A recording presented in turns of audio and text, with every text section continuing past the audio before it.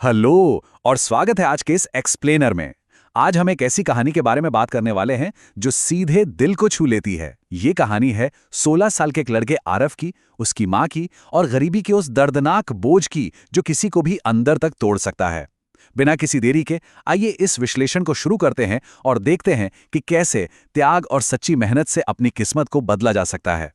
कहानी की शुरुआत इस छुभने वाली लाइन से होती है कि कुछ लोग पैदा होते ही हार जाते हैं क्योंकि दुनिया उन्हें कभी जीतने ही नहीं देती। सोचकर देखिए ये कितनी गहरी सच्चाई है। ये लाइन उस कड़वे सच को दिखाती है कि कुछ लोगों की जिंदगी शुरू से ही इतनी मुश्किल होती है कि उन्हें लगता है जैसे ये दुनिया उन्हें जानबूझकर हराना चाहती हो। ये सिर्फ एक मामूली डायलॉग नहीं है, ये वो निराशा है जिससे आरव जैसे ना जाने कितने बच्चे रोज झेलते हैं। तो आइए इस सफर के पहले हिस्से पर नजर डालते हैं जो है संघर्ष में जन्म। यहां से आरव की असली जिंदगी की शुरुआत होती है। अगर हम आरव के रोजमर्रा की जिंदगी को देखें तो वो एक टूटे हुए घर में रहता है। छत से पानी टपक रहा है और उसकी माँ एक पुराने चूल्हे पर खस्ते हुए रोटियां बना रही है। अब जरा इन दोनों हालातों के फर्क को समझिए। एक तरफ आरव की कड़वी सच्चाई है, जहां वो फटे हुए जूते पहनता है, सूखी रोटी खाता है और मच्छरों के बीच स्ट्रीट लैम्प के नीचे पड़ता है। और दूसरी तरफ उसके सहपाठी हैं जो अमीर हैं, बड़ी बड़ी कोचिंग क्लासेस में जाते हैं और आरव की इस हालत का मजाक उड़ाते हैं। ये फासला किसी भी बच्चे का मनोबल तोड़ने के लिए काफी है। और ये भेदभाव तब अपने चरम पर पहुंच जाता है जब क्लास में इंग्लिश पढ़ते वक्त आरव थोड़ा अटकने लगता है। पता है उसकी इंग्लिश टीचर क्या कहती हैं? मदद करने की जगह वो कहती है, सच बोलूं तुमसे ना हो पाएगा। बस ये 4 शब्द किसी भी इंसान को तोड़ने के लिए काफी हैं। ये सिर्फ एक ताना नहीं था, ये वो थप्पा था जो हमारा समाज अक्सर गरीब बच्चों पर लगा देता है। अब हम आते हैं दूसरे हिस्से पर, अपमान और टूटा दिल। और यहाँ बात सिर्फ आरव तक सीमित नहीं है। यहाँ हम देखते हैं कि उसकी माँ किन मुश्किलों से गुजर रही थी। वो दूसरों के अमीर घरों में बर्तन धोती है, बिना किसी गलती के मालिकों की डांट और अपमान सहती है और खुद लंच में सिर्फ सूखी रोटी खाती है। लेकिन इस सब में सबसे रुला देने वाला पल वो है जब वो आरव की स्कूल फीस भरने के लिए अपना मंगलसूत्र तक चुपके से बेच देती है। ये साफ दिखाता है कि एक माँ अपने बच्चे के सपनों के लिए किसी भी हद तक जा सकती है। घर से बाहर आरव का सिर्फ एक ही सहारा था, उसका दोस्त रोहन।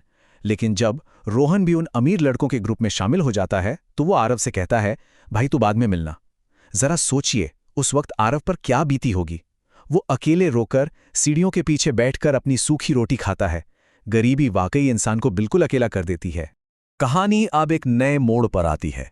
तीसरा हिस्सा, पहली और बड़ी हार। ये वो पल था जब निराशा एकदम अपनी हद पार कर जाती है। होता यह है कि एक कोचिंग सेमिनार में एक मोटिवेशनल स्पीकर सबके सामने आरव का मजाक उड़ाता है। जब आरव बताता है कि उसकी माँ मेड है तो वो स्पीकर कहता है, बेटा प्रैक्टिकल बनो, तुम जैसे बच्चे ज्यादा बड़े सपने देख लेते हैं। और पूरा हॉल उस पे हंसने लगता है। ये घटना साफ दिखाती है कि दुनिया गरीब लोगों के सपनों को कितनी छोटी नजर से देखती है। इस भरी महफिल में अपमान और फिर अचानक माँ के बीमार होकर हॉस्पिटल में भर्ती होने के बाद आरव की आग और भड़क उठती है। वो एक भयंकर और कठोर रूटीन अपनाता है। सुबह अखबार बांटना, दोपहर को रेलवे स्टेशन के शोर में पढ़ाई करना और फिर देर रात पढ़ते पढ़ते थक कर किताबों पर ही सो जाना। उसने अपना सब कुछ झोंक दिया था इसमें। लेकिन इतनी आक्रामक मेहनत के बाद जब रिजल्ट आता है तो सब कुछ वहीं रुक जाता है। रिजल्ट में लिखा था फेल। महीनों की इतनी कड़ी मेहनत के बाद फेल होना किसी की भी हिम्मत तोड़ने के लिए काफी है। उस वक्त आरव के दिमाग में क्या चल रहा होगा, ये सोचकर ही अंदर से डर लगता है।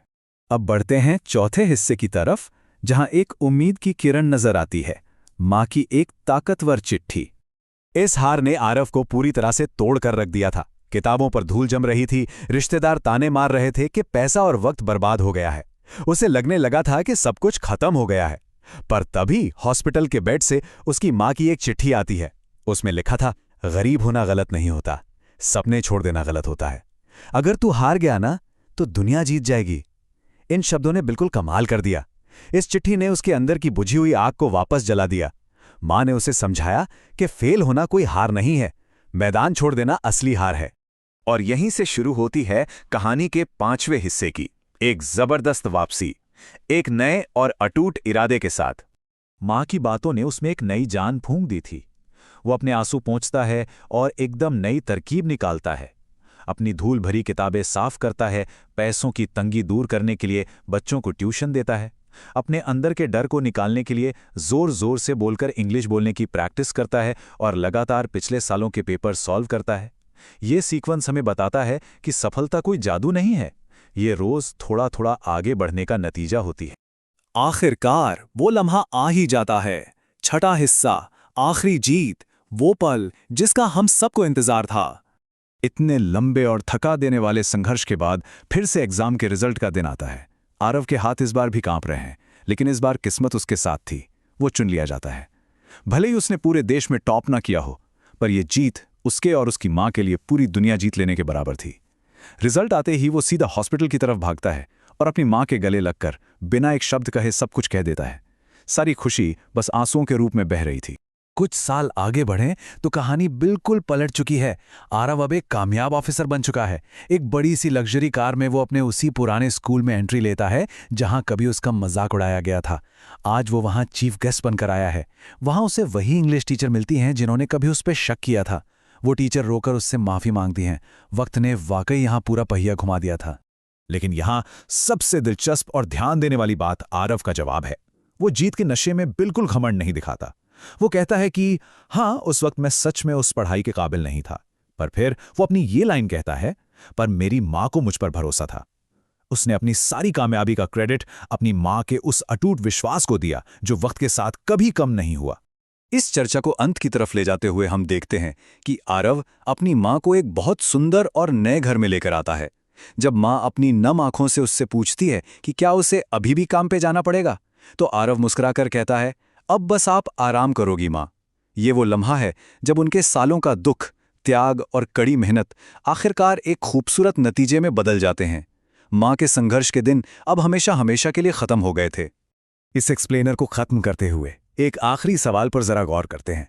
ये दुनिया हमेशा सिर्फ और सिर्फ आपका फाइनल रिजल्ट देखती है, लेकिन उस रिजल्ट के पीछे की बिना सोई रातें, वो फटे हुए जूते और अपना मंगलसूत्र तक बेच देना, इन्हें कौन देखता है? एक मां कभी इसलिए हार नहीं मानती क्योंकि वो सिर्फ नतीजा नहीं देखती, वो सफर की कड़ी मेहनत को महसूस करती है। ये कहानी सच में एक ऐसी प्रेरणा है जिसे भुलाया नहीं जा सकता। तो इस विश्लेषण में बस